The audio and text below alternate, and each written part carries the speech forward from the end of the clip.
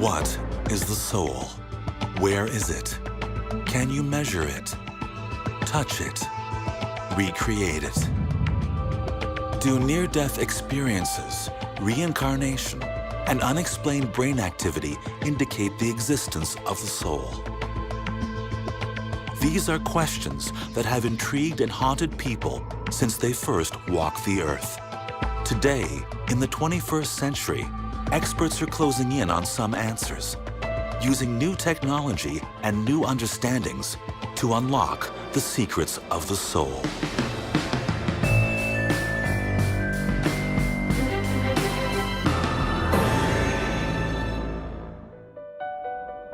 "21 grams, less than 1 ounce, a weight attributed to the soul by a Boston physician in 1907. Dr. Duncan McDougall conducted a ghoulish experiment. He watched 6 people die. Dr. McDougall wanted to know whether the soul existed, so he built a delicate scale to determine whether humans got lighter at the moment of death. In just one of the deaths, McDougall recorded a weight change of less than 1 ounce, 21 grams. His experiment got a tiny mention in the New York Times, more of a curiosity than news. Although no one since has been able to duplicate McDougall's macabre test, it's still remembered today as the first time that modern science attempted to quantify the existence of the soul.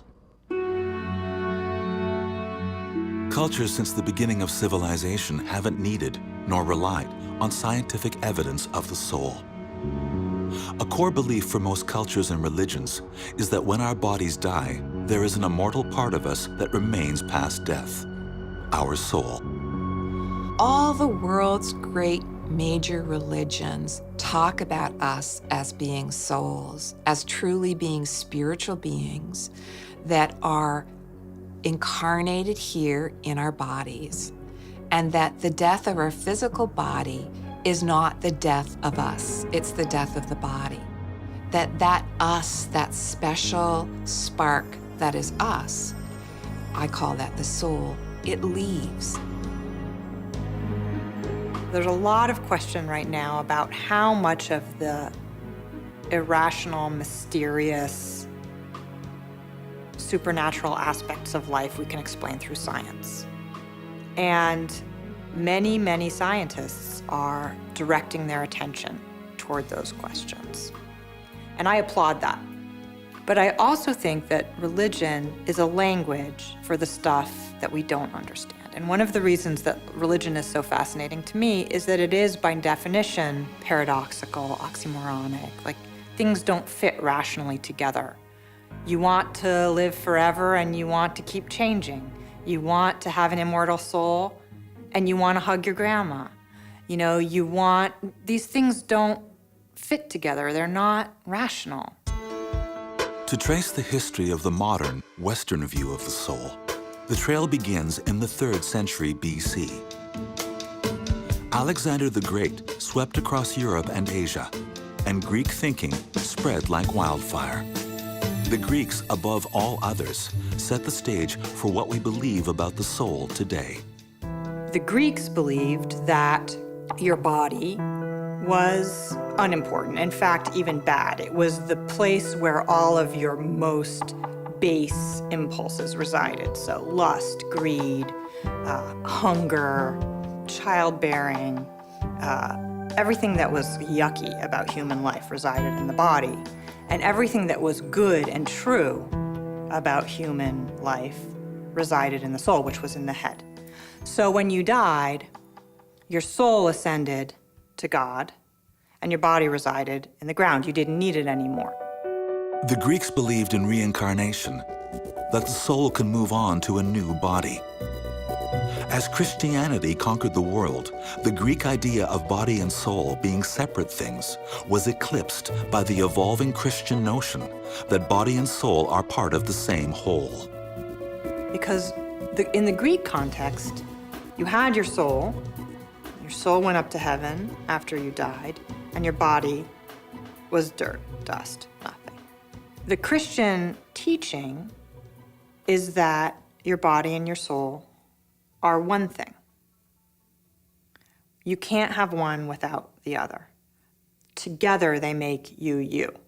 Christian ideas of what does my soul look like raise questions that people joke about. But it remains one of life's great mysteries, where we go and what we are after we die, and which me is my soul. Am I me when I was, 26? Or am I me when I am 80? Or am I me with my wrinkles? Or am I me without my wrinkles? Am I me with my cancer? Am I me without my cancer? Those questions start to get people hung up, and then they start to be kind of funny and silly. But the yearning itself is real and powerful. So it's a conundrum, like all of these things. Christian beliefs eventually deviated even further from the Greeks, who considered the soul separate from the body, like an energy force. Christian souls were more like ghosts with shapes. Like in Dante's Inferno, etc., you see all these souls, okay? They seem like bodies. Dante can recognize them, but, they're souls. They're souls that are shaped like bodies. So they've taken on a certain amount of somatism, which I think shows how hard it is for Christianity to separate body and soul, is that even these souls, which were pronounced as completely immaterial, there's no matter in them, nevertheless, they can be perceived that way. The West inherited a combination of Greek and Christian apocalyptic ideas about what the soul is, which is more confounding today than it was in its own time. If the soul leaves the body after death, where does it go in the years, or even centuries it may have to wait until the day that Jesus returns to judge the living and the dead? What do you do in the period between the Last Judgment and when a person dies? Well, what is the soul just on itself? I mean, how do we envisage the soul without the body? It's very, very difficult. What the scholars of early Christianity say, for example, is that we've made it into a mush. That in those days, there was a word for resurrection, which meant resurrection. And there was a combination of words for immortality of the soul, which meant something different.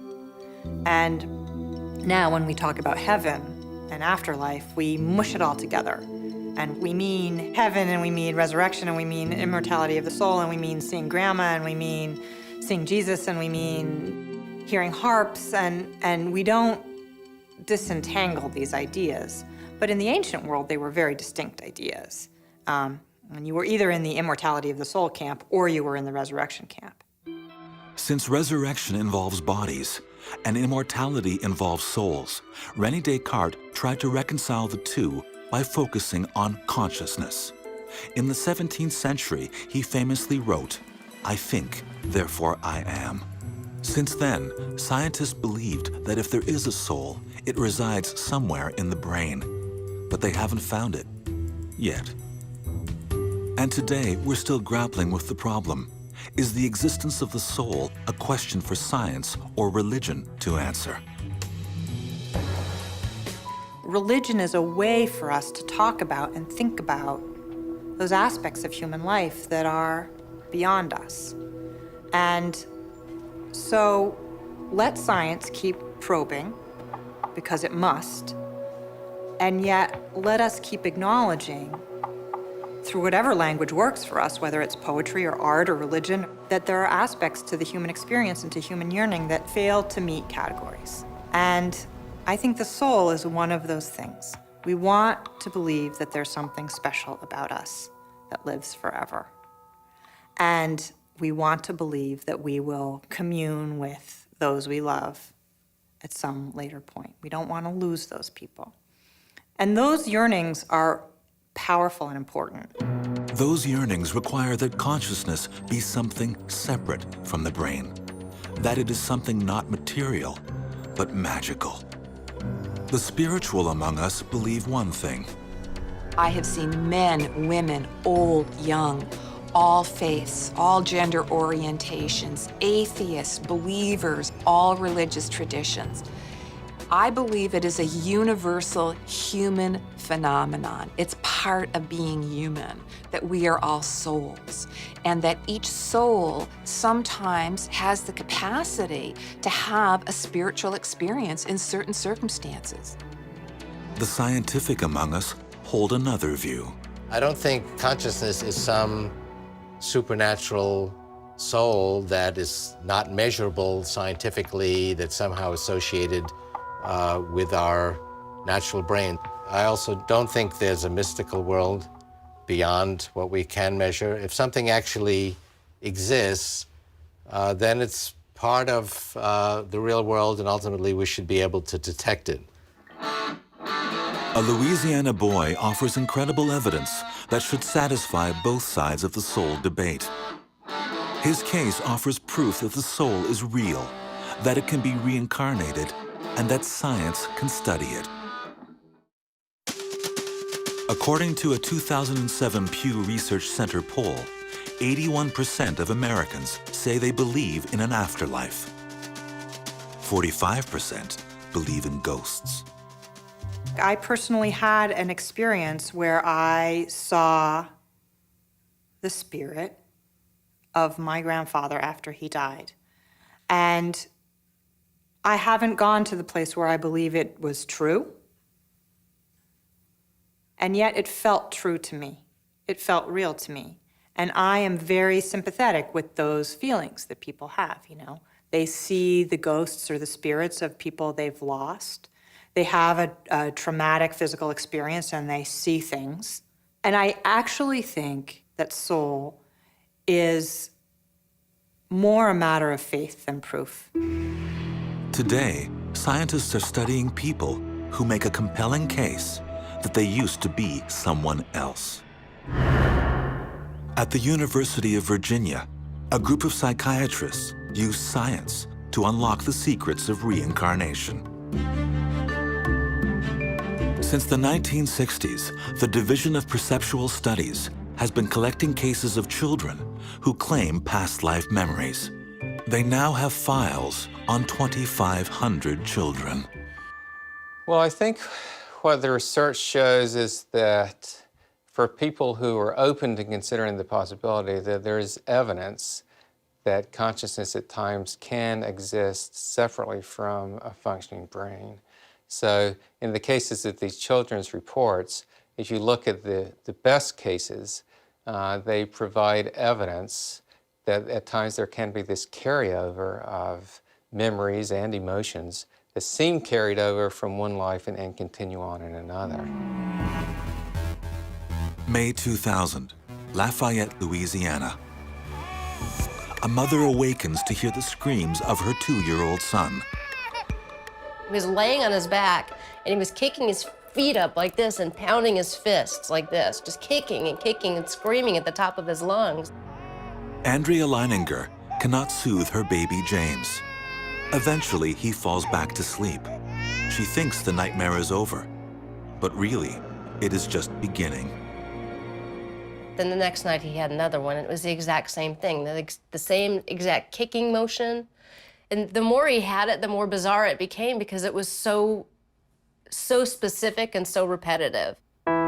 This marked the start of one of the best documented cases of possible reincarnation in history. Today, James Leininger is 12.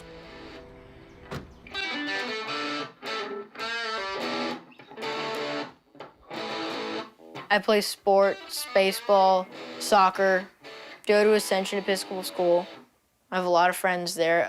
The other kids, when they were younger, say, I want to be a fireman, I want to be an astronaut, but I was always, I want to be a fighter pilot. I want to be in the Marines. Oh, you got some school pictures. Yeah. Oh, they came out nice. From the age of 3, James's parents began to hear stories from their son that shocked them. That their son was recalling things that connected him to a Navy pilot who died in 1945. They were skeptical. Bruce is an HR manager in the oil industry. Andrea is a former ballerina turned instructor.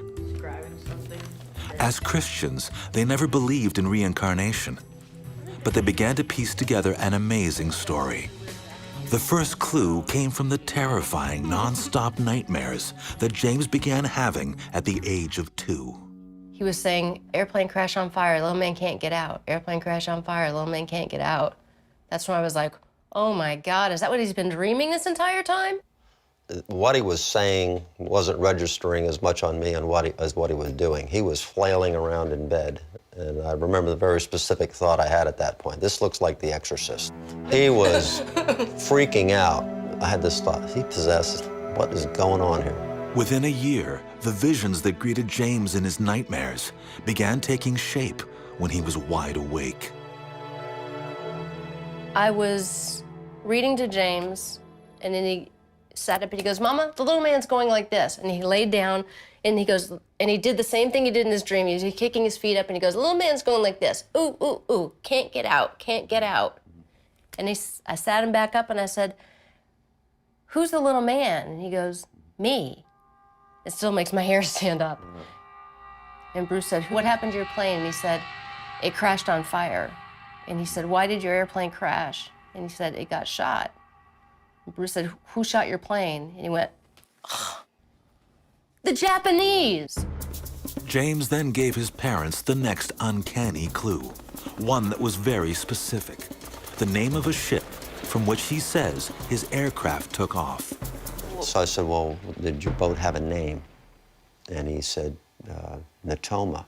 And I'd never heard the word before. And I went down the hall and got onto the computer and Googled it.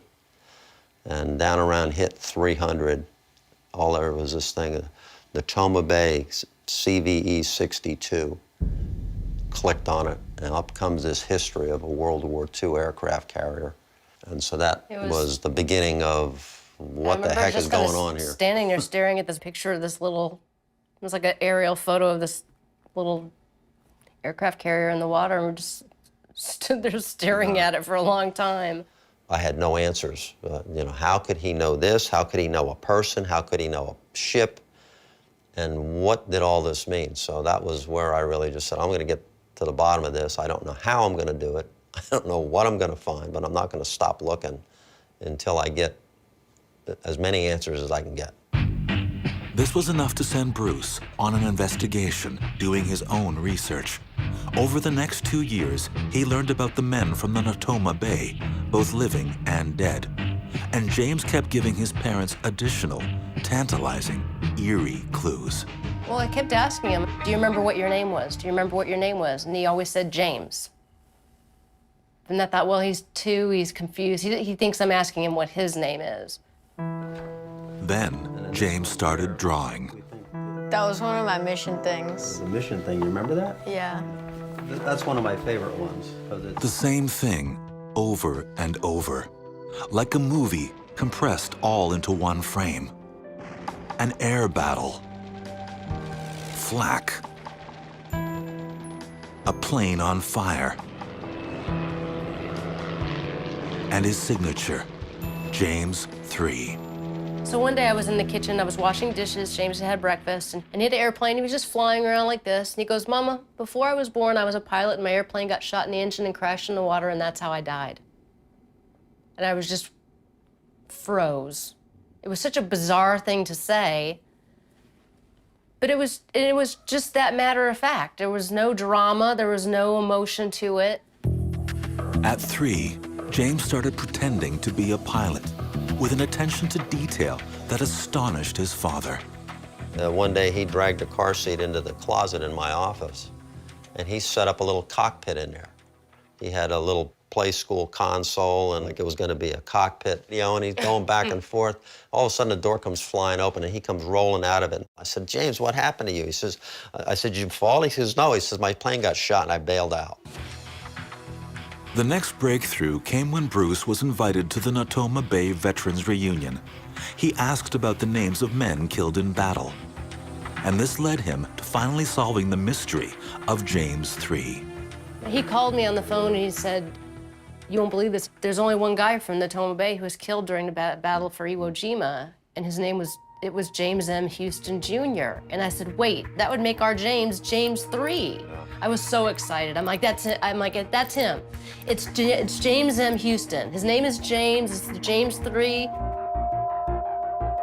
James Houston Jr., World War II Navy pilot, At age 21, on March 3, 1945, his plane was shot down over Chichijima. Now, the skeptical parents were sitting on compelling proof that their little boy really was reincarnated. Louisiana boy James Leininger spent his childhood recounting memories of being a World War II Navy pilot. Memories of a past life his parents could no longer ignore. From the age of 2 to 6, James continued to provide pieces of evidence of the incredible possibility that he was James Houston, reincarnated. This plane, the Wildcat, is the plane that James M. Houston crashed in.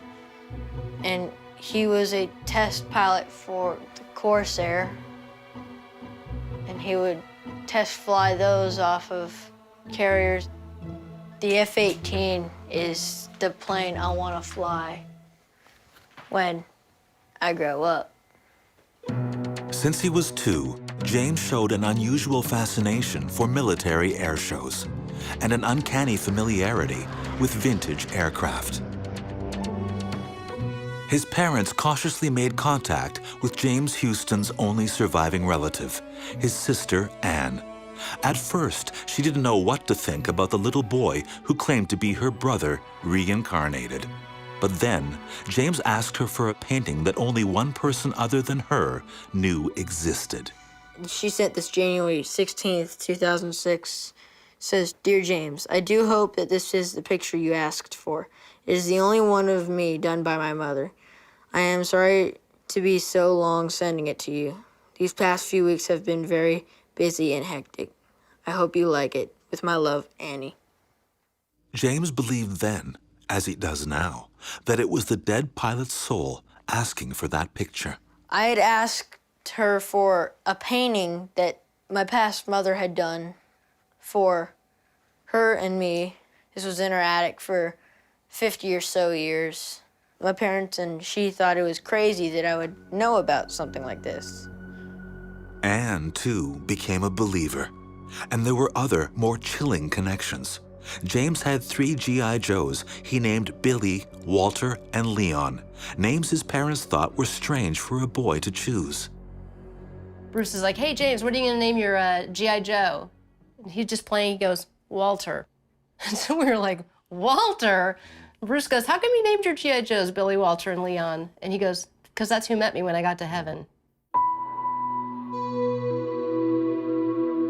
And it was one of those moments where like the blood drained out of our face and we just kind of walked backwards. Bruce went in the office, I went in the office, we closed the door. He's in there going through papers like this. I'm like, "What are you looking for? What are you looking for?" He finds this piece of paper and he's like, and he says, "Billy Peeler, Walter Devlin, and Leon Connor were all in the same squadron as James Houston." I was like, "When did they die? Did they die before?" He's throwing papers around, pulls out another sheet, and he looked at the dates of death, and they all died before James Houston died. They all flew with him. Although James's dad remained skeptical that reincarnation might really be possible, what happened next was uncanny. So we're cleaning up the yard. He's playing in the leaves. I said, "I just love you to bits." And he goes, "Well," he said, "I knew you'd be a good daddy when I picked you." And I said, "What?" And he said, "Well, when I found you and Mommy, I knew you would be good parents." My head was shrinking to the size of a raisin, my brain. I said, "What do you mean when you found us?" He said, "Well, I found you and Mommy. I found you and Mommy in Hawaii." James told his father that he saw them in a pink hotel, which is where the Leiningers were staying when they decided to have James. Bruce and Andrea were cautious about asking doctors and psychiatrists for help. They decided to find their own solution to James's ordeal. And their solution was to go to Japan, to the very expansive ocean where the pilot, James Houston Jr., died. "Thou who art the pilot of the souls of men, grant me The boat was right above where the wreckage of the plane was. And Bruce did this beautiful memorial service. And so I thought that was a perfect moment for me to just say, I sat down with him and I said, Jim Houston's been a part of your life for as long as we can remember. And he's always going to be an important part of who you are. But you have a life to live as James Leininger. And it's time for you to say goodbye to Jim Houston. and he just Started the ball. started bawling. And he cried for about 20 minutes. He had It everyone was on the the saddest boat. thing I ever seen, He had everyone on the boat. crying. It's time for us to say goodbye. James Houston. Goodbye, James and Houston. Good job.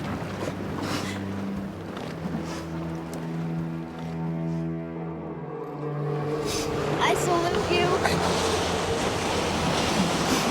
Good boy. You're so brave. You're such a brave soul. Such a brave soul and spirit. It was weird when we got back to shore. It was something had changed. He left something there. He really did. It was palpable. You could see that he'd mourned that and everything that had happened and was ready to move on. And he really did at that point. That's kind of when everything really changed. I'm gonna be the same thing that James M. Houston was, a pilot. The next picture that James Leininger drew was one of peace. The nightmares stopped. The memories started to fade. I don't want him to remember anything about his past life. He has a life, you know, and I don't want him to be bogged down or confused or Well, he's our son, you know. He's not Jim Houston. got a life to live. Today, James Leininger can remember nothing specific about the soul that used to torment him. At 12, he is an ordinary boy whose bedroom says something about who he is and who he believes he once was. I'm in a Boy Scouts. I'm a first-class scout in the Boy Scouts. These are the books I got from Chichijima. Yearbooks, BB gun, my money bag, my phone. I don't know when I got this, but this is my grandmother's rosary and my Star Wars stuff and Blue Angels. He doesn't talk much about his past life memories with his friends, but he doesn't hide it either if classmates stumble across a story on the internet. To James, reincarnation is a fact of his existence. It's part of his soul. I believe that the spirit that I used to have when I was 4, 5, 6 has gone away. I'm just James now. It's not, I still have James Houston in me, I think, but it's not so much the bad history. It's more of the peaceful history of his life. Instead of the crashing of the plane, his death. I don't really think about my story so much. I just don't really talk about it. People ask me a question about it, I'll answer it. You know, I was skeptical the whole way. I still have a hard time really saying, this happened, you know. But it did. So the issue is, you know, how does it happen? I don't know. Why it happens, we can sit here and guess about it, but the fact is that it does happen. And so people should listen closer, should not just give it up because it's a 2-year-old saying something that might sound meaningless to you. From the point of view of the people that we've spoken to that are attempting to do something scientific with it, I can understand rational thinking. I'm a pretty rational guy. This is not something rational.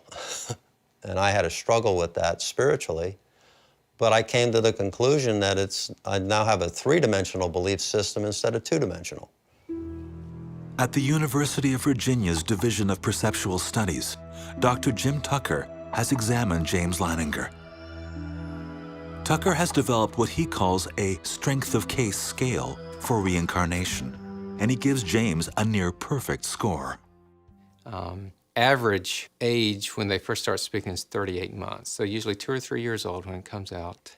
And some of them will talk about these things anytime, day or night. Sometimes the cases can start with nightmares, the way they did in James Leininger's case. Some are intrigued, many are perplexed, some are upset. Some of the Christian parents in the United States are kind of thrown by it. But regardless of their reaction, the children will talk about this for some time, and then usually by the time they get to be 5 or 6, they seem to forget about it and then just go on with their current life. After 4 decades and 2,500 cases, the researchers at the University of Virginia have come to a startling conclusion. Reincarnation is real. Which certainly suggests that there is a part of us, a consciousness part, that may be able to continue on after the brain dies, which would indicate that the brain may not be the creator of at least part of our consciousness, but more as sort of a portal that the consciousness flows through, that there may be this other piece of existence separate from the physical world, that there's this consciousness piece, again, that may be independent of the physical world and the physical brains that it seems to come through. Dr. Paul DeBell is a psychiatrist who specializes in what's called past life regression. Using hypnotism, he's taken countless patients on a voyage back in time to souls their bodies have forgotten. And he provides a recent example. We'll call him Mr. X. He had been sexually abused as a child, and he was really angry about that. And so he came in for a regression. So he suddenly found himself above a castle in Austria in 1630. He was actually a she, just washing the floors of this castle. DeBell firmly believes that what he is doing is about finding the soul through science. I think that spirituality today is in the same point that psychology was 100 years ago, when nobody thought that the mind could be understood. Nobody thought dreams could be understood. Nobody thought mental illness could be understood because it was too complex. But if we use those same tools, which is methodical, systematic investigation with hypotheses and experimental proofs, that then we'll begin to gradually make progress. Meanwhile, skeptics of reincarnation would say that James Leininger's case is circumstantial at best. In America, belief in reincarnation is growing. Part of this is driven by celebrities who, say they believe in reincarnation. Julia Roberts recently told Elle magazine that she thought of herself as very Hindu, and she talked about her daughter and how her daughter clearly embodied somebody else. My personal opinion is that Americans like reincarnation because, comparatively speaking, life here is good. And it's one thing to want heaven, which is an eternal destination somewhere else, when life is bad on earth and you want to get out. Skeptics aside, to the Leiningers, the existence of the soul does not require the validation of scientists or psychiatrists. James's experience is proof to them of the afterlife. But the question remains, if the soul exists in every human, can it be found and measured by science? One neuroscientist is blazing new trails into how the brain works. He's looking for evidence of consciousness in people who show no signs of consciousness at all. The ancient Egyptians were obsessed with the afterlife, and they maintained that belief across thousands of years. They believed that our souls and bodies were so entangled that they needed one another even in the afterlife. So they perfected mummification. They even stored the mummy's internal organs to keep them safe. They believed the soul was located in the heart. As for the brain, they declared it had no function, so they removed it through the nose and threw it away. The ancient Greek philosopher Epicurus believed that the soul was made up of atoms dispersed into the cosmos after death. In the 17th century, philosopher René Descartes made a revolutionary declaration when he equated the soul with consciousness. I think, therefore I am. If the Egyptians believed that the soul was in the heart, Descartes was certain that it resided somewhere in the brain. The field of neuroscience was born. Scientists started to poke around, looking inside the human brain, searching for the soul. But they never found it.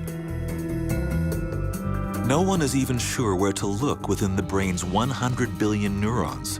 Some scientists even say it's an impossible mystery to solve, given the brain's complexity. But others are determined to prove that the brain is the key to unlocking the secrets of the soul. In medical school, we were given a brain to dissect as part of our neuroanatomy class. And they brought out this preserved brain in formaldehyde. It was my opportunity to do a brain dissection.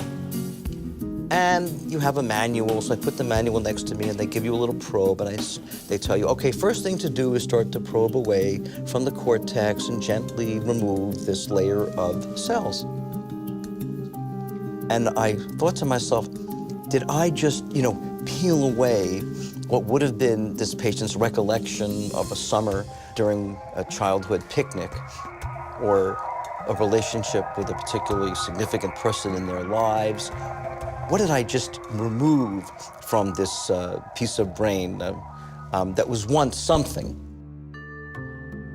Well, I think soul and mind are interchangeable, and I think, as a neuroscientist, mind and brain are interchangeable.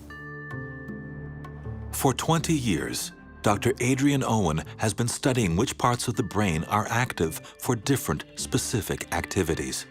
Well, our mind is a product of the complex brain that we have. I think the reason we feel that we all have a soul and that my soul is different to your soul is because my brain is different to your brain. For Dr. Owen, the brain is the key to solving the mystery of who we are. And he's trying to prove that by working with patients in vegetative states.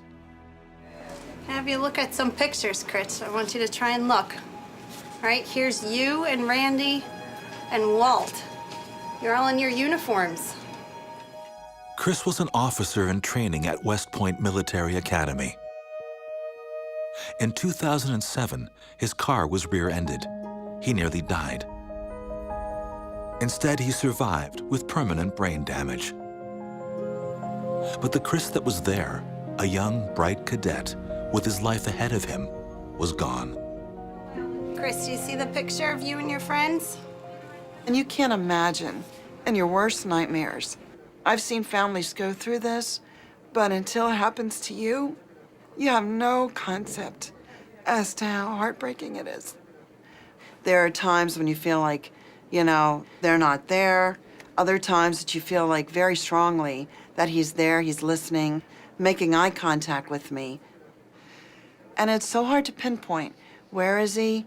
Is he here? Is he locked in? We don't really have any answers. I don't believe that Chris doesn't have a soul. I think there's that spark of life that leaves you at the moment of death is basically what the soul is. And Chris might not have be conscious, but he's still here.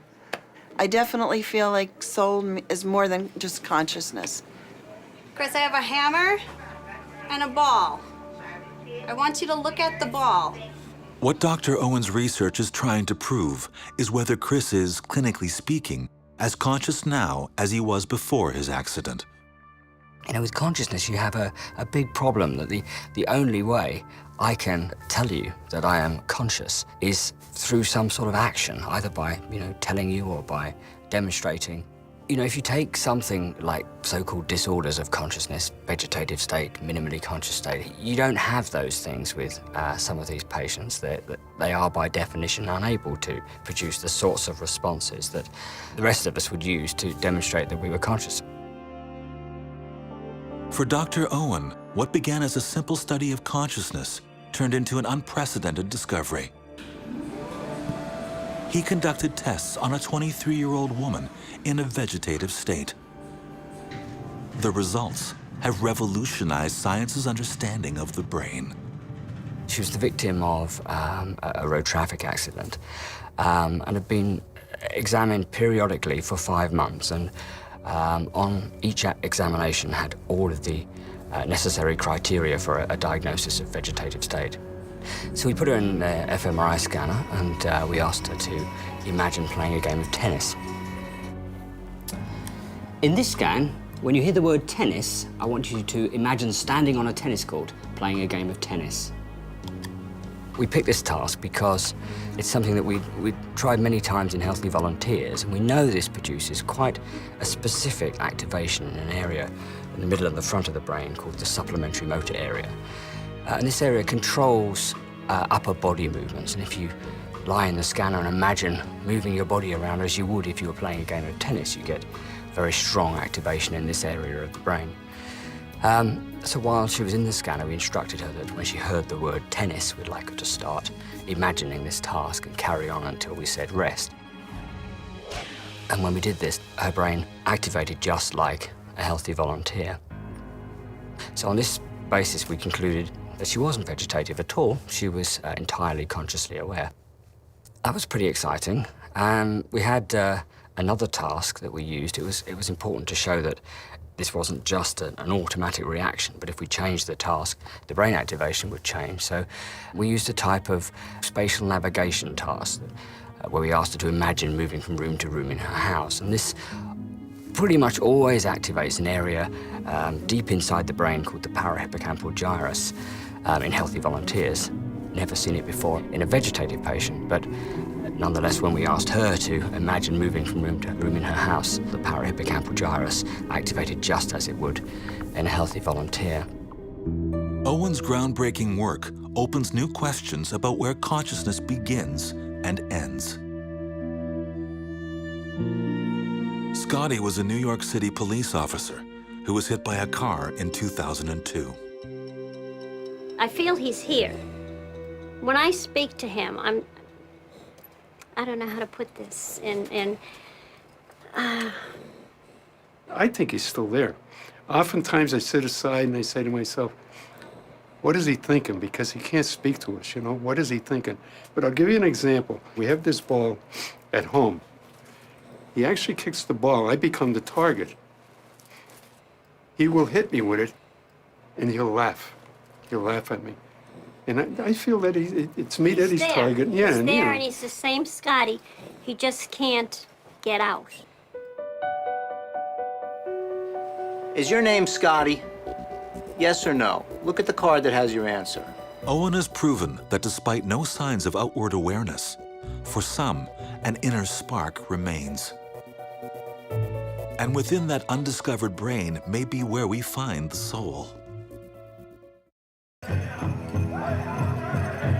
For the indigenous peoples of the Americas, humans are the minority in a world inhabited primarily by spirits. A common thread through these beliefs, from the Cherokee to the Haida, is that transformation takes place when a child is about to harmonize his soul with the spirit world around him. At this critical moment, spirit guides lead an adolescent into adulthood, and the human soul is unleashed.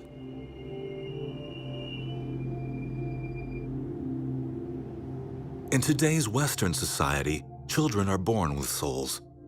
The soul and body are linked.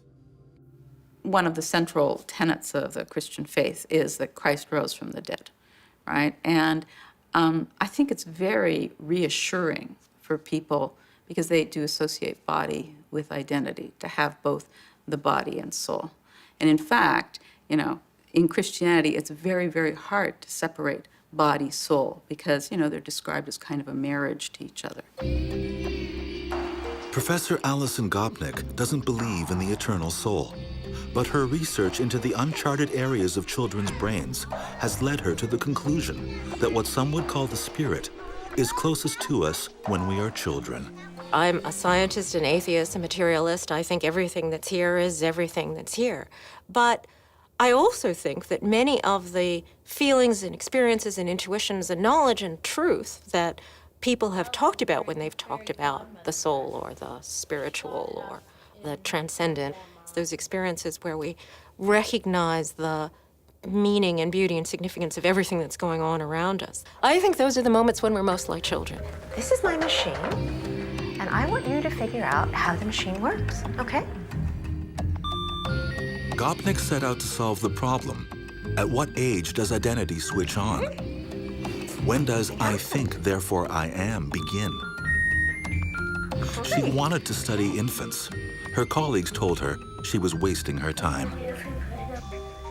When I was going to Oxford, when I was a graduate student, one of the people there told me when I first arrived that this entire research program I had was useless because babies didn't have a higher cortex. They didn't have any of the higher brain areas that we had as adults. Which one of these would be better for making the Boy Scout? Which do you think? I think this one. After 20 years of research, Gopnik has helped prove that the neurons in children's brains display more activity than those in adults. Where the adult brain is a spotlight, the child's is more like a lantern, illuminating in all directions. So there's been a big, big change from this view of babies as what I think of as being sort of crying carrots, sort of semi-vegetables, to the ones who are doing the most learning, solving the hardest problems, and doing it incredibly quickly.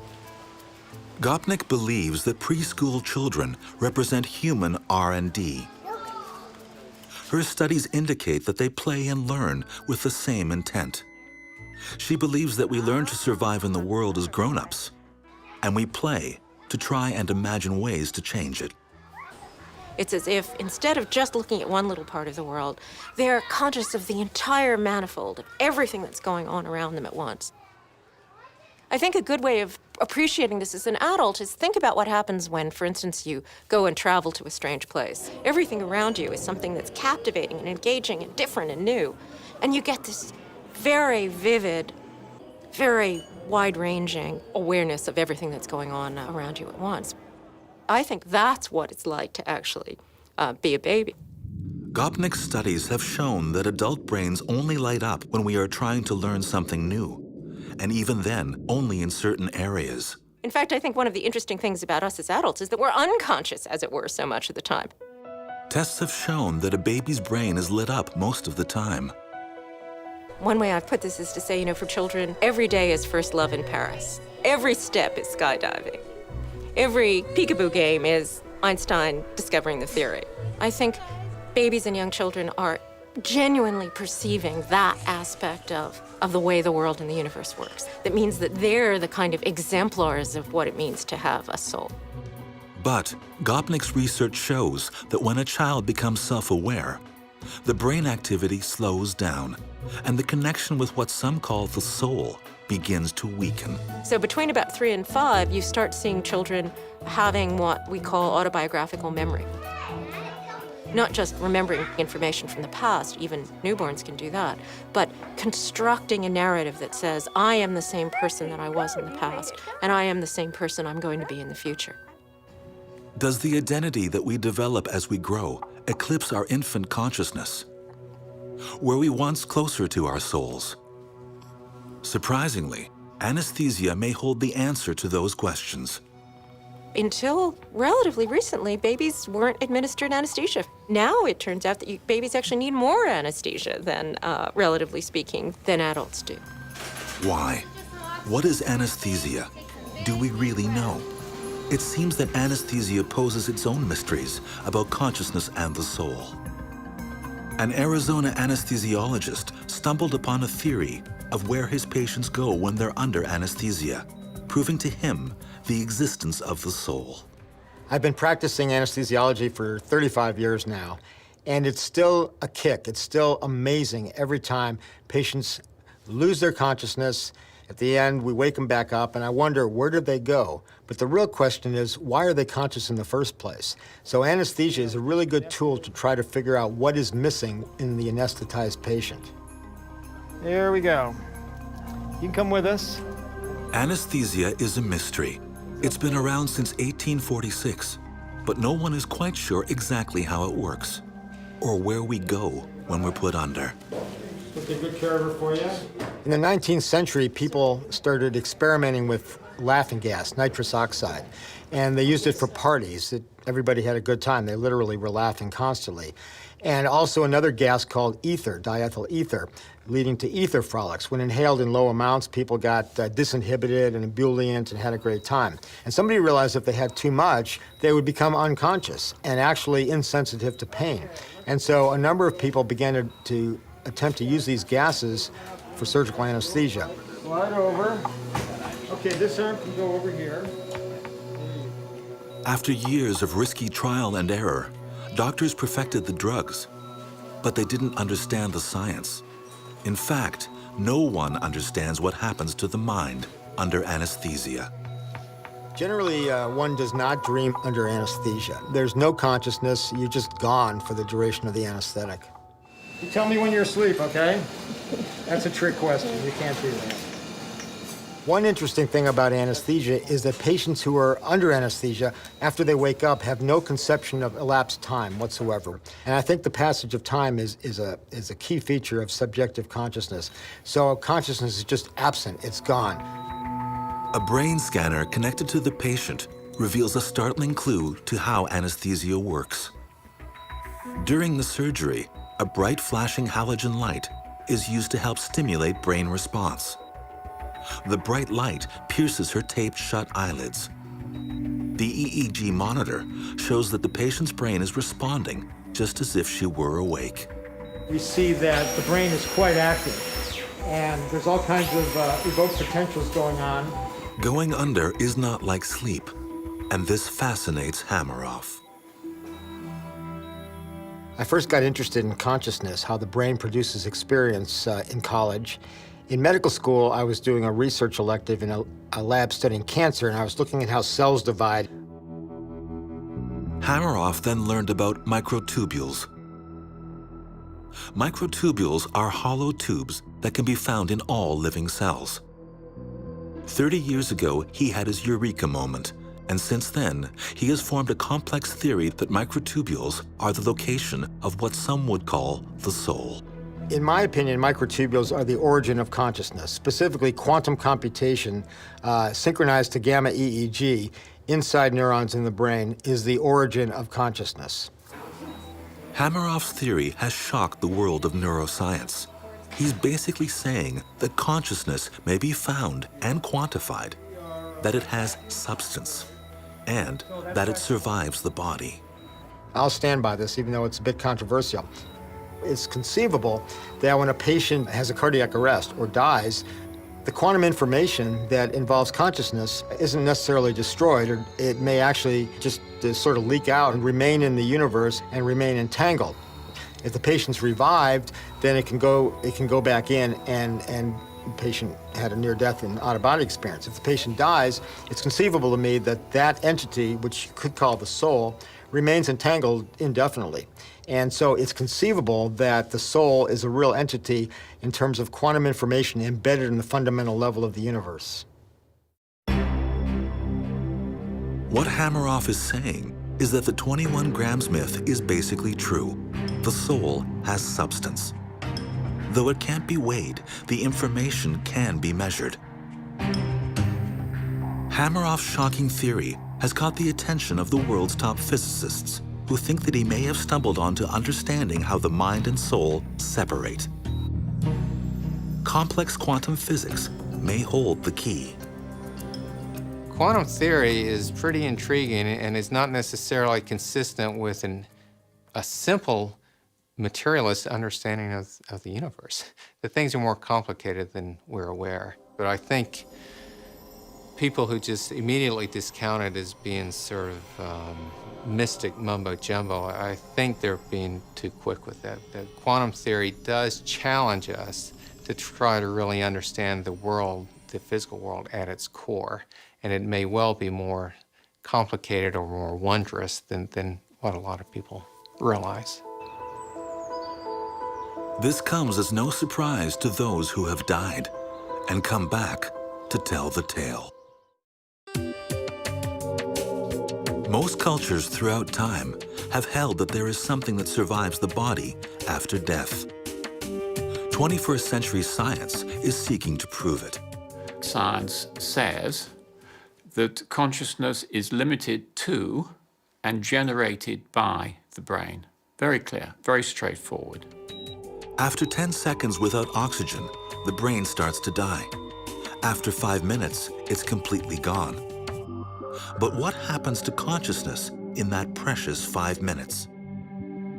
New research suggests that consciousness might actually leave the brain. The near-death experience in cardiac arrest says something different. It says when the brain is not functioning, then consciousness can separate from the brain and is able to gain information which becomes accessible when you regain consciousness. Now that is an astonishing statement. Yvonne Kaysen is a family doctor in Toronto. 30 years ago, she nearly died in a small plane crash in which someone was killed.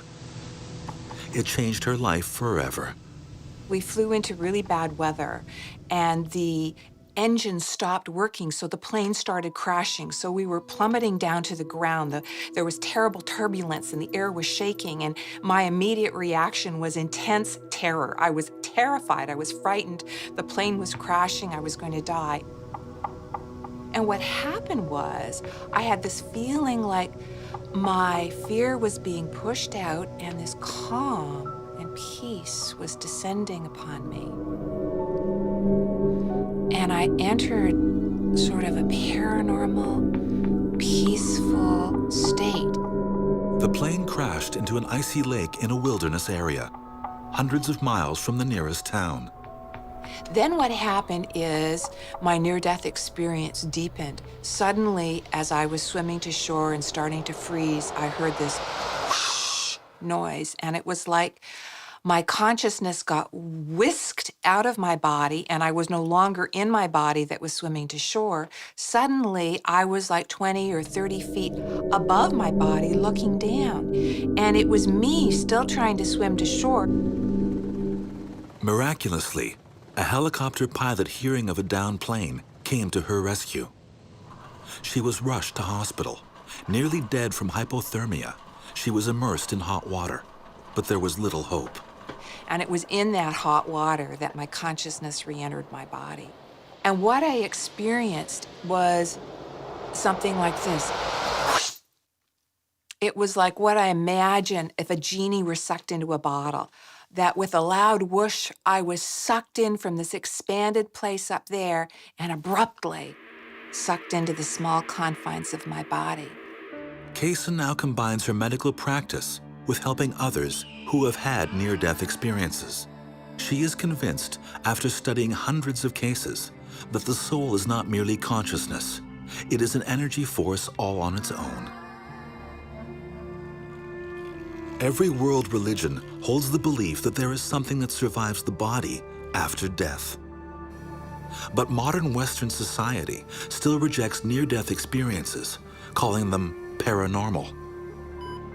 This despite the fact that every year, hundreds of thousands of people die and report the experience. At the time, Kaysen did not know whether she was alone. Had anyone else had an experience like this? And what is it called? What is this that happened to me? Dr. Peter Fenwick has studied the phenomena of near-death experience for years. Initially a skeptic, he is now a believer. As far as near-death experiences are concerned, I didn't believe them. They happened in America, they happened in California, they certainly wouldn't happen in London. What we found out was that near-death experiences are very common. So I think we have to see consciousness no longer as just a point source generated by the brain, ends at death. It may do, but I think the evidence now is beginning to be against this. It looks as if it may split from the brain at the time of death. Fenwick is doing a study of 1,500 heart attack patients who have had near-death experiences. He's placed objects in the ER room that the patient cannot see, unless the patient's consciousness somehow leaves his or her body. According to his study, the mind and the brain are not the same thing. They are separate. Although near-death experiences have been reported for decades, it's only recently that science has been willing to consider them as evidence of the soul. 13 million Americans have reported a near-death experience.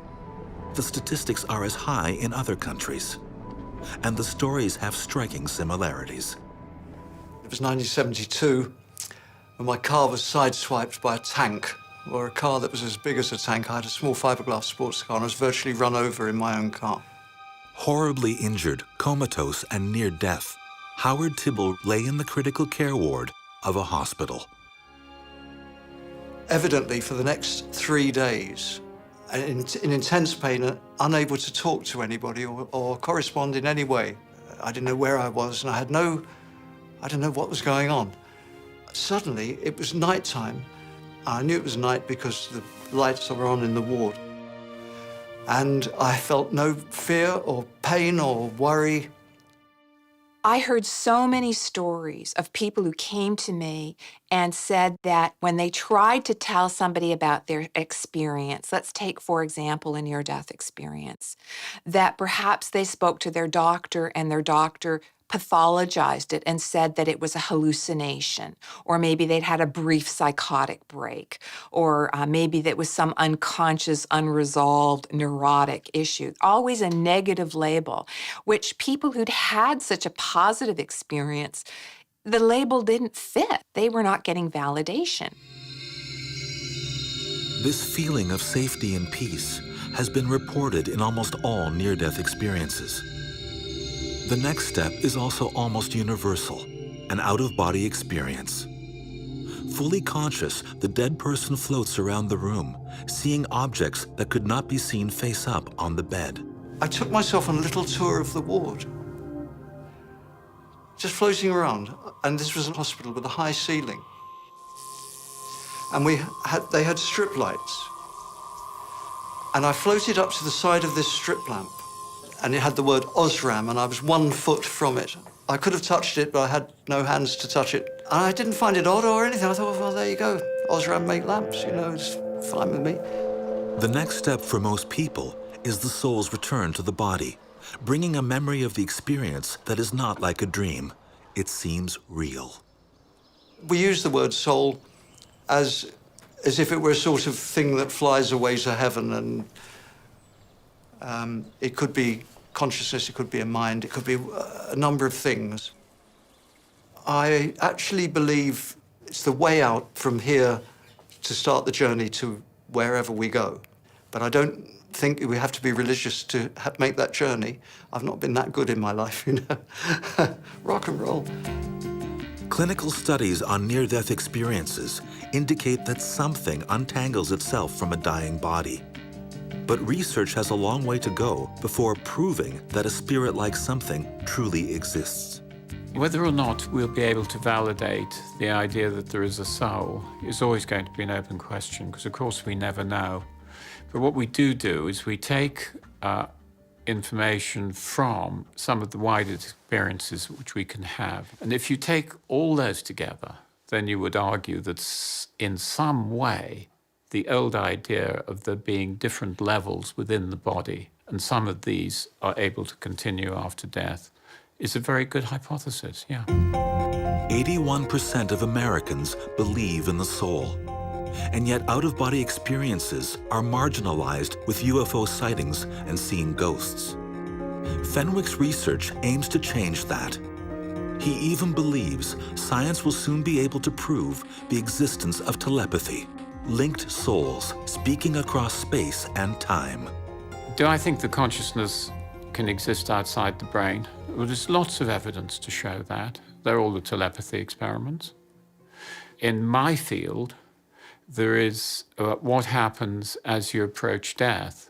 And there is something called deathbed coincidences. The dying person seems to make a visit to other people, but it's other people with whom they're closely emotionally attached. It's usually a strong emotional feeling that something has happened to somebody. And the evidence for this is getting very good. And I suspect in the course of the next few years will become much more into the mainstream. While some scientists grapple with the survival of consciousness after the death of the body, others are trying to touch the soul with the help of a shaman.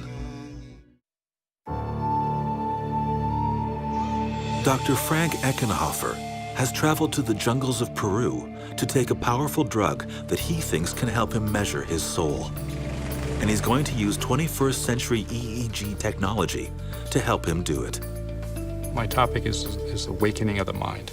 And it's really very dangerous to say that in a scientific forum, because that doesn't seem like a legitimate scientific topic. It's a religious topic. This field of consciousness, the reason it's somewhat conservative, it's touching this dangerous third rail of science where you're getting very close to what's called religion. So I think there's a resistance or a not being sure how to bring scientific methods into this edge where science studies consciousness, but not just consciousness, but something that really is religion. It's religious experience. In recent years, Dr. Eckenhofer has been intrigued by a powerful plant-based substance that massively alters consciousness. The substance is called ayahuasca. Don Guillermo is the local shaman who has mastered the art of preparing and experiencing ayahuasca. Tenemos aquí la famosa planta ayahuasca. Ayahuasca es una planta visionaria, ¿no?, que los curanderos utilizamos para descubrir los secretos ocultos, ya sea dentro de la mente. Ayahuasca comes from an Indian word that means vine of the soul. It's seen by many as a direct route to the divine.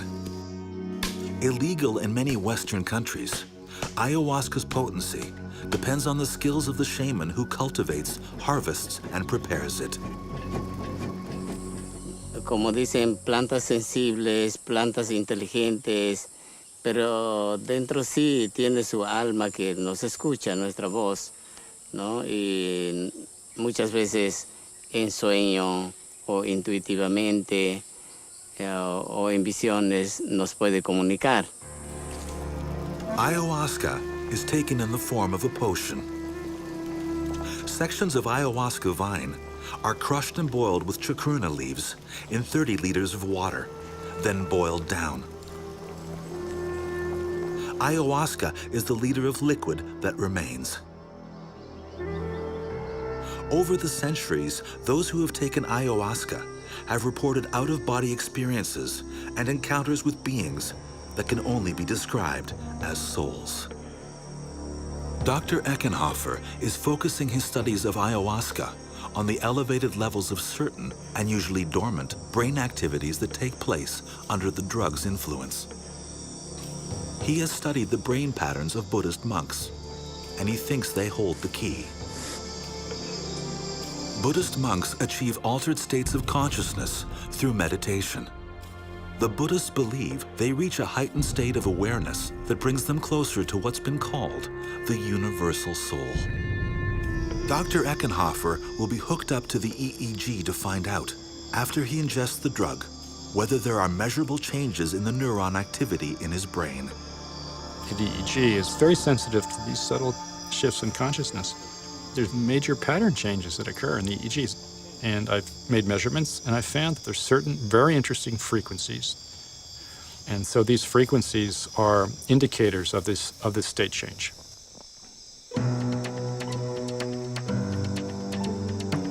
Eckenhofer drinks the ayahuasca potion. It takes about half an hour before its effect kicks in. When it does, he won't be able to communicate what he is feeling. Only the EEG can capture the data. In the very beginning, you'll have a kind of subtle change in how your body feels, and then slowly the psychedelic experiences will start. You might see floating patterns, and then it merges into imagery that seems to have more complex forms. Could be images of people or faces. And then it becomes like a waking dream. Then there's another quality of experience. It's called a journey. So the journey is where I think what's happening is an out-of-body experience is occurring. By that time, it's feeling like you are somewhere else. Sometimes when you go to another world, you'll meet an entity of some kind. It's possible you could be taught things by entities. Just like in Christianity, we have stories of how people have been taught things by angelic entities that have come.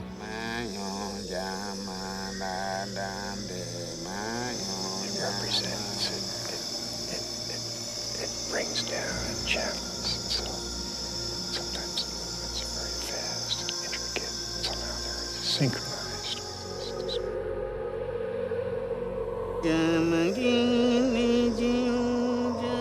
As he slips into an altered state, Eckenhofer starts moving his hands as if he is conducting an unseen orchestra.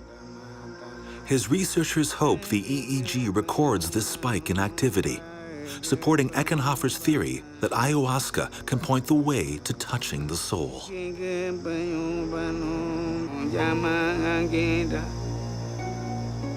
Eckenhofer can recall only impressions, lost in his own consciousness. The next morning, he is firmly back in scientific mode, examining the story that the EEG data is telling. Once the ayahuasca took full effect, his brain entered an even more heightened state of consciousness. Okay, so we're starting here and we're going and searching some part of alpha. Oh! Ooh, that's the part. Whatever he saw, Eckenhofer may have seemed in a near coma, but in fact, his brain was on fire. Eckenhofer's EEG tests prove that in an altered trance-like state, the brain behaves much like it would in an out-of-body experience or a religious rapture. To him, this is what it means to see the soul. To me, the word soul is more of a Western formulation, Western kind of religious category, actually. I feel that soul, it's a meeting place between the formless dimension of spirituality and the physical world. Perhaps that could be viewed as soulful or a connecting point. As one group seeks to find evidence of enhanced consciousness inside their own minds, another is trying to see if they can create it by building a brain. Frankenstein's monster, a thinking being created by science, more powerful than its maker, ultimately outcast for being feared and misunderstood. Mary Shelley's famous monster lives on across almost 2 centuries of popular culture, because the story of Frankenstein is a story that scares us to our very souls. Dr. Frankenstein was a Swiss scientist who was obsessed with the spark of human life.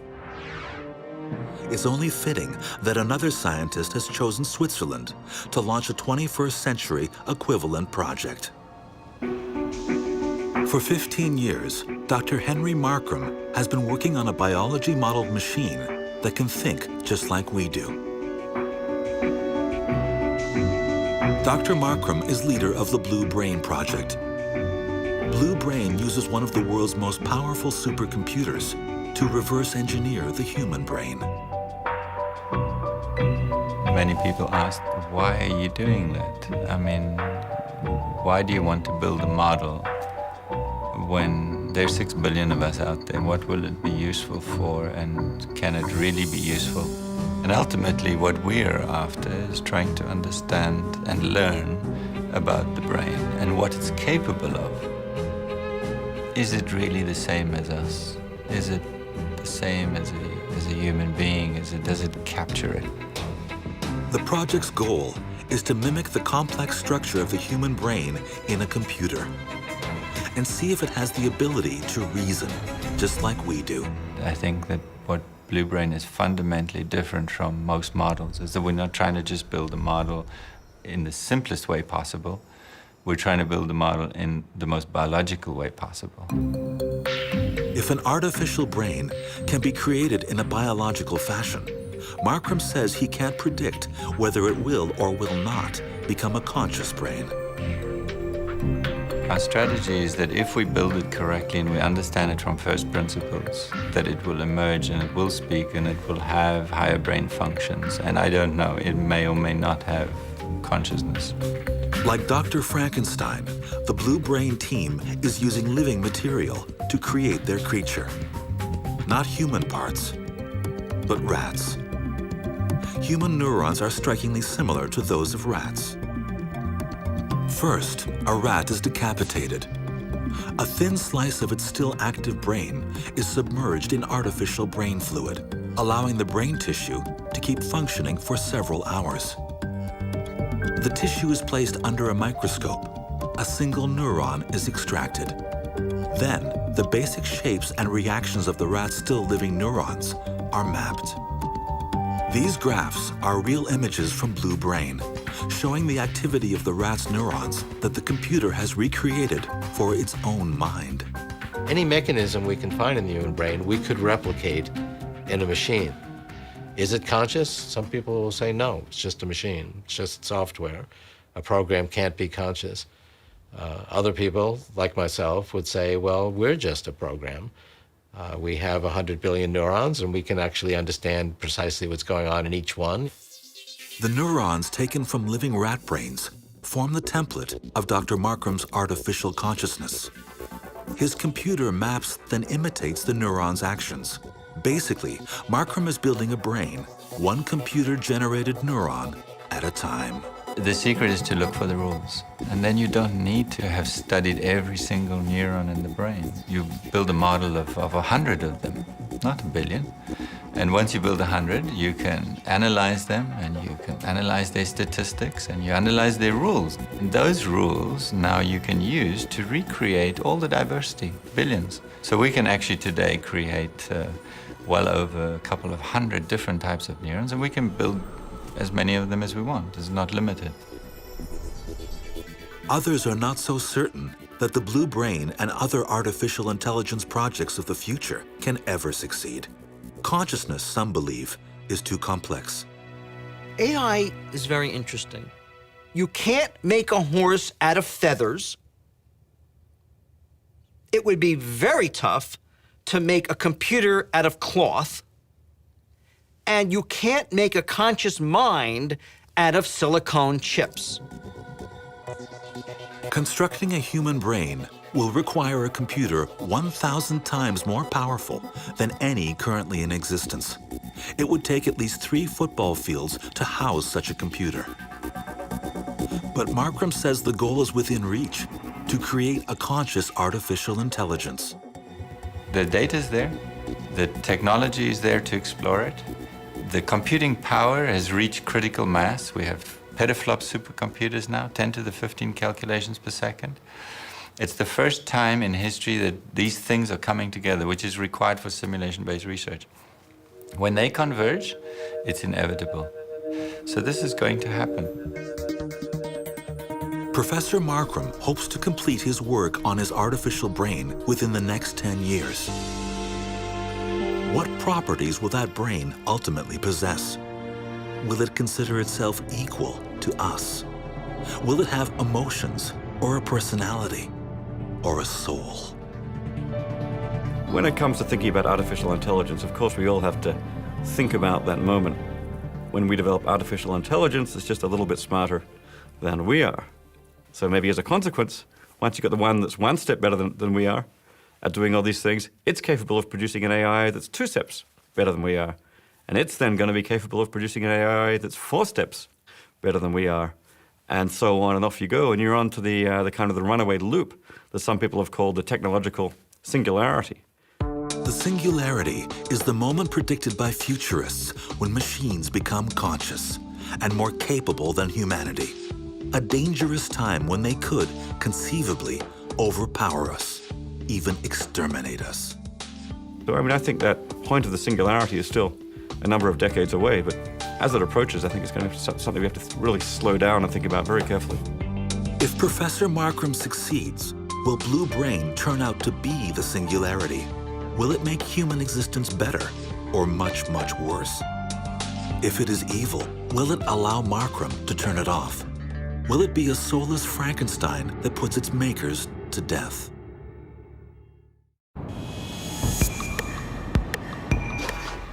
Hiroshi Ishiguro is working on designing a world where humans and robots are indistinguishable. And almost by accident, he's challenging the notion of where people and their souls begin and end. こっちはこれぐらいは大丈夫。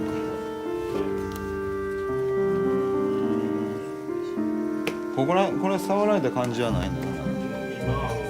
Ishiguro brings a companion along for his interview, himself.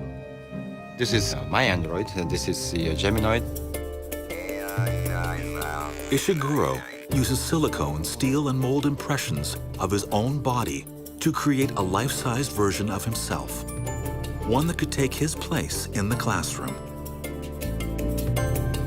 Professor Ishiguro teaches at Osaka University. He wants to see how his students will behave when forced to interact with his android instead of himself.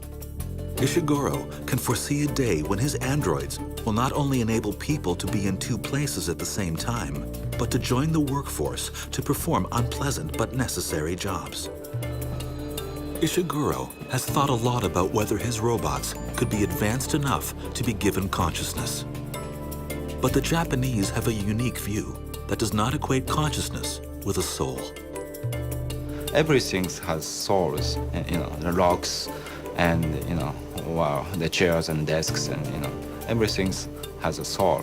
I think that is a fundamental difference between Japan and other countries. The human is not so special for Japanese. Human is a part of nature, that's all. Ishiguro is part of an ancient Japanese tradition of making lifelike machines. According to tradition, the soul of the creator is in the object, and in Japan it's believed the creation, too, must have a soul. それは理論的にはね、魂がないとは言えるんです。それはそれで、日本人っていうのはどういうんですかね、魂を作り出すんですね。いわゆる盆栽にしても生け花にしてもお茶にしても全てですね、いわゆるそういうまあ言うたら作り出すという。で僕らはこの人形を作る時に魂を入れるっていうんですね。でやはり一生懸命作るとですね、それがこう生きてるように思えてくるわけですね。What is the soul? What is the consciousness? What is the intelligence? What is the emotions? My answer is that these things are subjective. If we believe the robot has a soul, the robot has a soul. When I developed the humanoid robot, everybody said, oh, this robot has emotion, right? But I didn't implement any function of emotion, right? So obviously, these things are subjective, not objective. By giving robots personality and emotion, it can appear to humans as though they have souls. In Okinawa, Japan, robots called Paro are being manufactured by the thousands, each with a unique ability to learn how to react to human feelings. Paro are companions for Japan's vast population of elderly people. Known as robot-assisted therapy, the mechanical companions are equipped with pattern recognition technology that can read the mood of their owners and act appropriately to calm and soothe them. After getting to know its owner, each Paro develops a unique personality and its own emotional range. It's a computerized simulation of feelings.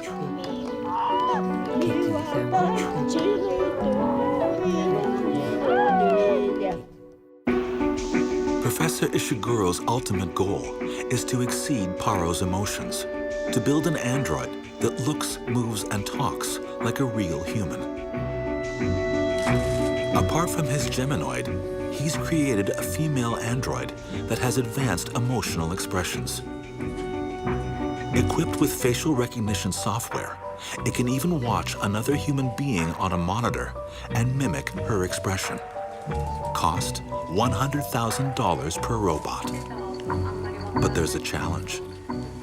The problem is getting more difficult. For example, the body movement. This is natural. The reaction is also natural like this, right? However, the medical doctor said that this is a kind of a brain-damaged person. That we need to work with the brain scientists, and we need to have the deeper knowledge about the human. Then we can improve this robot.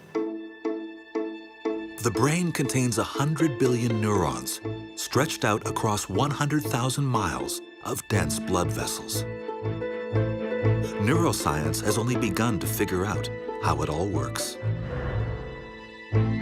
While some scientists actively seek to create consciousness, others are stumbling into it, almost by accident encountering the soul. In the near future, one or the other might have to answer to the question, is there something that survives the body?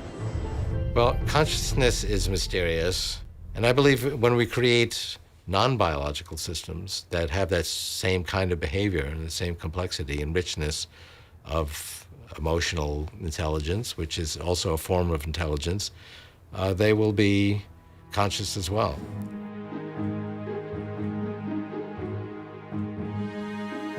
If you ask somebody, do you believe you have an immortal soul, or do you believe you have a soul? I think that people would be exposing what are their most heartfelt hopes, their worst fears. So I think it's much easier for us to focus on what we can apprehend, our intelligence. How smart are we? IQs. Is that a measure of the soul? It certainly is a measure of the reasoning faculty, the intellect. So it doesn't have anything to do with the imagination. So it's a very limited view of what the soul is, and also a very temporal view. Meanwhile, others believe that the more we seek scientific answers, the more likely we are to accept the fact that the soul exists. I believe science and religion are coming together. And I think it's just simply going to take more time. And maybe in another 100 years, most people on the planet will know that the soul is real. What does seem certain is that artificial intelligence will be able to think like us and robots to look like us within a generation. If the two combine, humans will live side by side with a new synthetic intelligent species. Whether they have souls is a matter of heated debate. Either way, the 21st century may well be the age when the existence of the soul is proven beyond all dispute. Whatever the answer, the secrets of the soul are now within science's grasp.